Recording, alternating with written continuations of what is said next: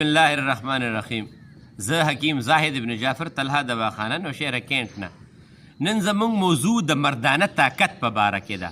هغه کسان چې د کومو کسانو مردانه طاقت کمیږي نو د دې وجه څه وي.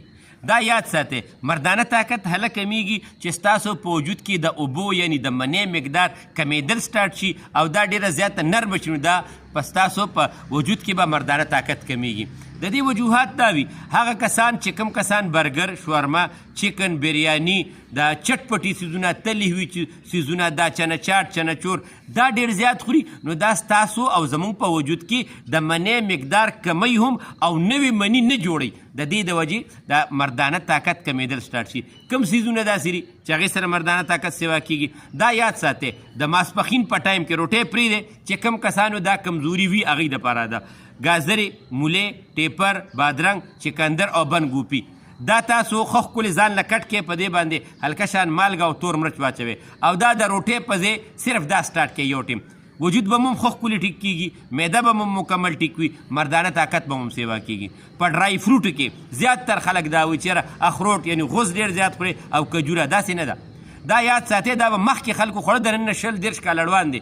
هغه وخت کې عام خوراکونه یخو، نو چې تا به دا ګرم وخوړه نو مردانه طاقت به سیوا شو. یا خلک وایي چې یاره لونګ ډېر زیات استعمالوي، دا زهر دی، اور دی، دا زیات نه وي ښه.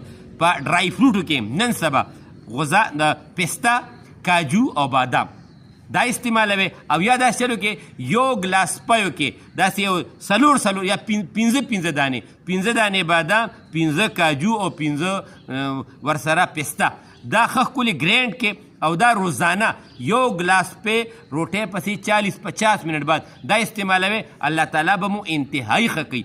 پاریس چې کوم دی، چټپټي تلي ویزونه او د ګرمو سیزونه ځان ساتئ، الله تعالی به خپل فضل کوي. مردانه لحاظ سره که بیا هم چاته څه مسله وي او کمزوري یې ډېره زیاته وي، رابطه کولی شئ، انشاءالله الله تعالی به خپل فضل کوي. زما ټلیفون نمبر دی 0333 91 38 479 0333 9138 479. په دې رابطو کې خپل مسایل بیان کې مکمل رښتیا به درته وایو. الله تعالی به خپل فضل کوي انشاءالله. السلام علیکم.